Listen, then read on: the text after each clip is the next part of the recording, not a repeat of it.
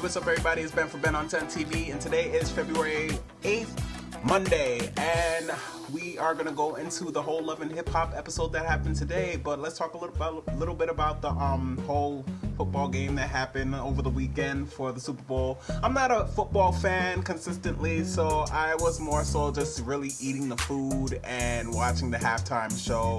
And I think there was one part where Beyonce supposedly did a new dance step where everybody thought, oh, she fell, and it was just like, no, she didn't fall. And everybody kept talking about it, and I was just like, wait, what are you guys talking about? I never seen her fall. And then I actually went online to go look at it, and I saw she didn't fall. So I was just like, everybody stop. You're always trying to find some type of reason. Oh, she's rusty now, she's old, she's this, she's that, she's that. And it's just like, calm that down. Beyonce always got it going on. I feel like even if it was like Tina Turner's like, I don't even know how old. I think she's like around 70s or so, and she's still moving and stuff. I wish my grandmother was like that, but but I think Beyonce's gonna be like dancing for a very, very long time. Anyway, going back into Love and Hip Hop, so we saw today that Cisco and Rich got into a fight or whatever, because Cisco's trying to get back at Rich for trying to talk to his woman, Darryl Strawberry's daughter, in the past. And it's just like, Cisco is kind of gross, because it's just like, you're a grown man. Like, somebody did that, okay, move on. Like, if you want to go and get revenge, but do that stuff on the slide. Like, don't get revenge so you could be all open with it and stuff. It just looks crazy. You look too old for that, you know? And I kind of felt bad for Mariah Lynn, even though she was kind of acting very jump-off-ish.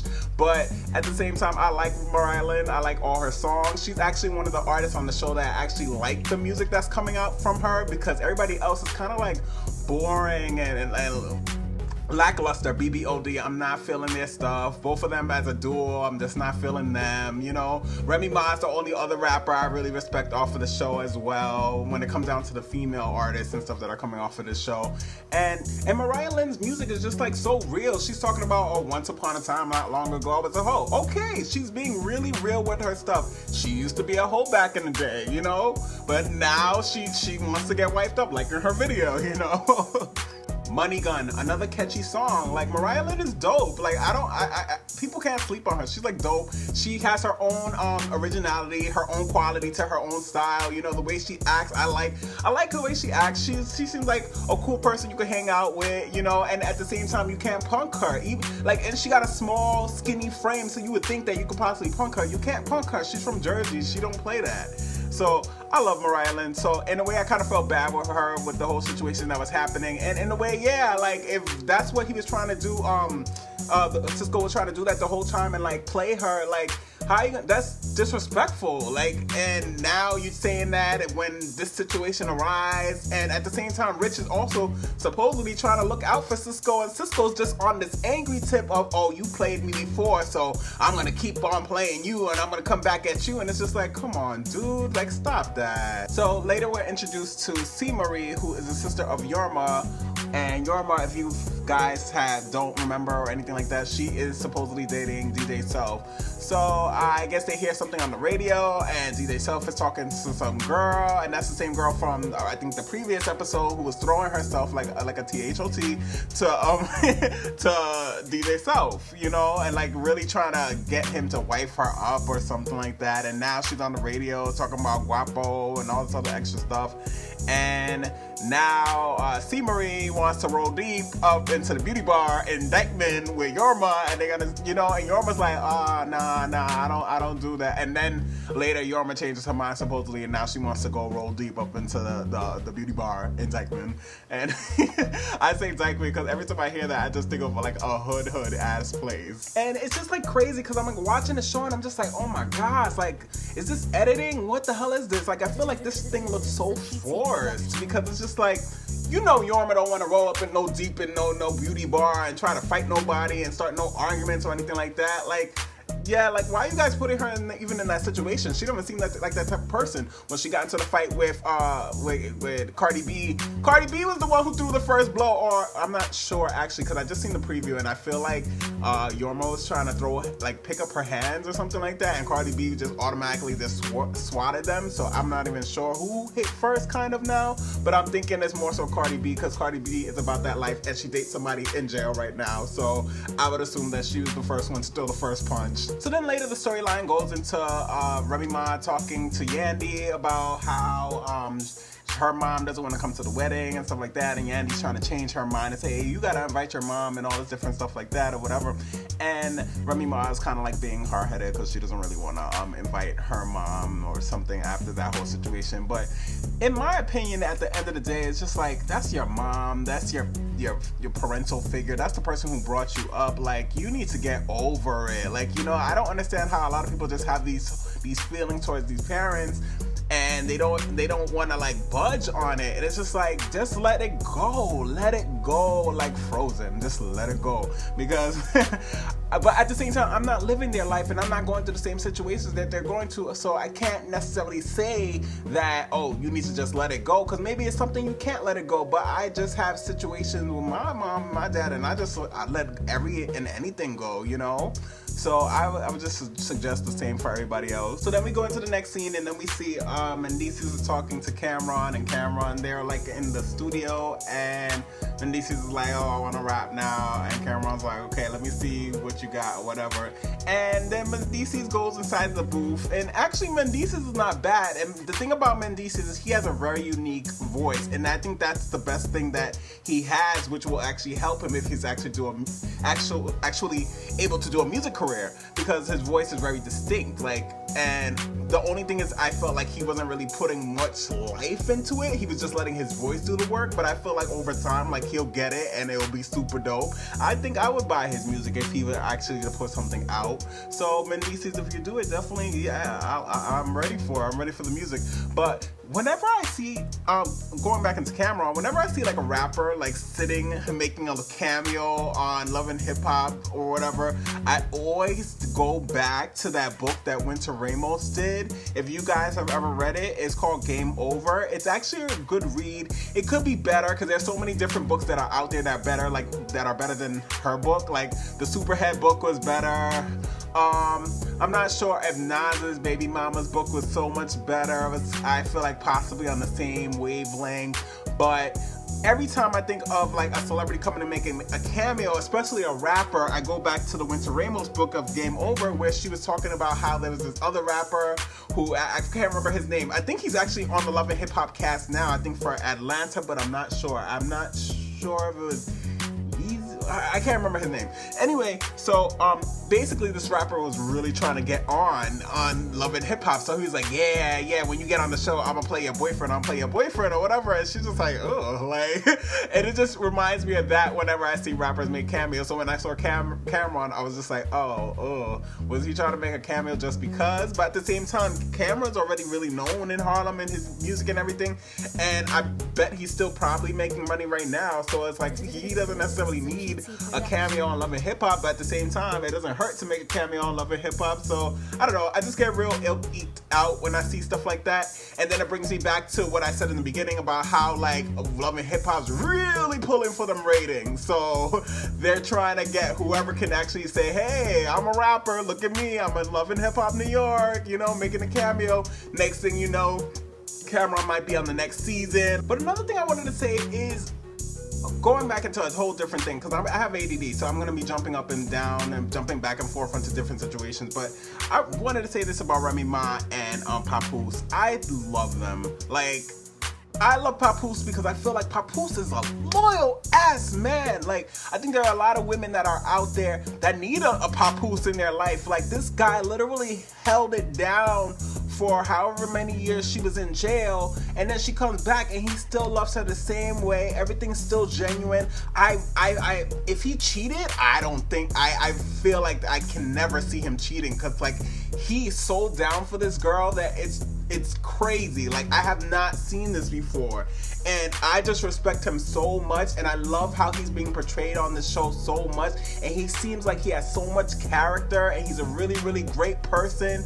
And yeah, he's a rapper and you're supposed to be hardcore, but you could tell that for his woman, he just got that soft side for her, and like he's gonna love her down through the end and everything. Another thing about him is he loves the family dynamic. He's respectful. You know, shout out to him for actually beating the stereotype of African American males looking straight crazy on reality television, because he holds his own. He holds his respect value. I just love the way he's being portrayed on this show. Now, I love Remy Ma, and actually I have kind of like my own special bond with her, because she actually went to my school, my high school. I can't remember when she went, but she went to my high school, and then she also went to a school that was near my area, which is Stevenson High School. I think she went to both schools or something like that. I forgot what her situation was. And I just feel like I have some type of bond with her in some type of way, but I don't know her, so I can't say that actually. But anyway, my situation with the whole show and her mom is, why is she angry at her mom? You can't be angry at your mom. Like, yeah, your mom visited you once throughout the whole time you've been in jail. Okay, yes, she could have visited you more, but who wants to really see their child in jail? Like, nobody really wants to see their child in jail. And it's not like your mom just couldn't get there or whatever, from what I'm seeing on the show. So you can't even be knocking her. You can't hate on her that hard. And if your husband wants her to be there, you gotta kind of like, make some type of leeway and kind of do, because he held you down. So if this is what he wants, you gotta let that happen, and let your mom come to the wedding. Stop holding grudges. Yeah, she didn't come visit you in jail, but there's no reason for you to be in jail in the first place. You have anger problems, so then handle it like efficiently. Don't come to a situation where now you're shooting up some girl or whatever. You have some situation, now you're in jail, and then you're mad at your mom because she didn't come and visit you. Yes, you need your mom. Yes, we understand you need your mom. Yes, your mom should have caved more, but at the end of the day, nobody should be visiting their child in jail. Point blank. That's it. So later, what's her name? Yorma and her sister go into the store for Rose's store, whatever, the beauty bar. And Rose's sister, Rosie, is at the beauty bar also, whatever. And what's crazy is the fact that Rose actually feels as though DJ Self lied to her, that he don't got no girlfriend and all different stuff. We seen the past episodes. You basically were throwing yourself at this guy. You were basically pulling a THOT on this man, like real thirst. I don't know if you were trying to get put onto the show or what the situation was, but you was going hard, and you don't act like you didn't know Yorma was in the picture. You definitely know Yorma was in the picture. So why are you pretending like you didn't know, and you just finished saying she's on the gram, always saying, oh, how I love him, I love him, I love him, this, but yet you just finished saying, oh, if DJ Self told me that he has a girl, we're gonna have a situation. Why would you have a situation when you just finished explaining the situation that you already know about? So there's no situation because you know. So then I think later on, what's her name? Yorma goes and confronts DJ Self, and DJ Self, if you guys ever notice, DJ Self is forever laughing. He's never ever taking something seriously. Like, every time he says something, he has a smile on his face.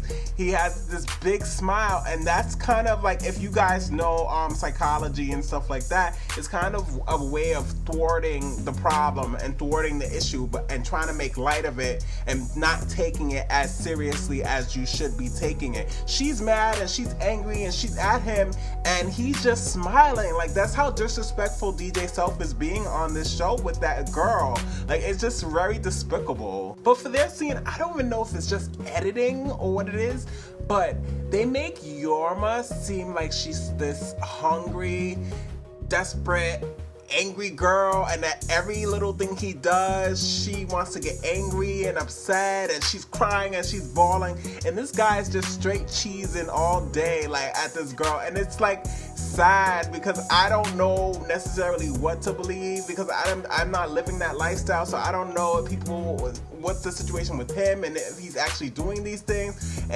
But at the same time, she just seems very insecure, and it just is like, maybe they just don't need to be together, because if you're that insecure about every little thing that he's doing or people he's around and all the different stuff like that, then maybe that's just not the relationship for you, and maybe it's great for you to move on, because it's just like, it's just not very conducive to your health and you in general, and you just seem very upset and angry, and he's just smiling, and it's like he's not even taking seriously, and it's just like, you broke up with him and now he's like, okay, that's how you feel, okay, bye. Like, and it's just like, you walking away from that situation it just seems like it hurts you more than it hurts him. It's crazy how these guys, Rich Dollars and Peter Guns and I forgot Cisco, all of them, they call each other the Creep Squad, and it's just like, okay, Cisco, I guess I don't know how old he is. I feel like he's not that old, but Rich and Peter Guns, you guys are old men and you're calling yourselves the Creep Squad. Like, it's kind of scary and it's kind of gross because you guys pride yourself on all this negativity and all these things you guys are doing. You pride yourself on this and you call yourselves the Creep Squad. Like, how is that a good thing, you know? And then usually, like, when you're a young girl, I would assume you would think that that's kind of gross or scary because it's like these old men calling each other the Creep Squad, but they're trying to get young girls and they're like, ah, like, you know, it's just kind of like, oh, like, it's kind of grossing me out a bit. I definitely don't think they should be highlighting the fact that they're creep. Maybe you guys can call yourselves like the Players Club or something, you know? That might sound a little bit better. It's not the most positive, but it's still like, okay, the Players Club, like, okay. Because like the Creep Squad is just kind of, it reminds me of that song that Nicki Minaj featured on with those guys from SNL, and it was just like, if you see a fly girl, do the creep. Like, you know, that's what it reminds me of. I should play that song for you guys. And am I like missing something when it comes down to Yandy and Ra Ali? I'm totally confused in that situation. Why don't they like each other? They seem like they would be really good friends. They'd be able to do business together. They'd be able to mesh well. I don't know if I haven't been watching the show that long because I feel like I've been watching it since the beginning, but I could have missed an episode here and there, so I don't know what the issue is. But it just, I don't know, from my perspective, it seems like there's some issue underlying that I just haven't seen, and they just don't get along and they don't see eye to eye, but they keep throwing jabs at each other. And it's just like, wait, what's going on? Like, I want to know. So Remy is meeting with Ra and Yandy, and basically they're kind of like planning out her wedding and stuff like that. And Ra, I like Ra, but she's being very petty wop and being petty and throwing jabs here and there and there and there. And Yandy's just looking at her like she's crazy, like what's wrong with you? Because at the end of the day, I love Yandy because Yandy always handles her business. She handles it appropriately.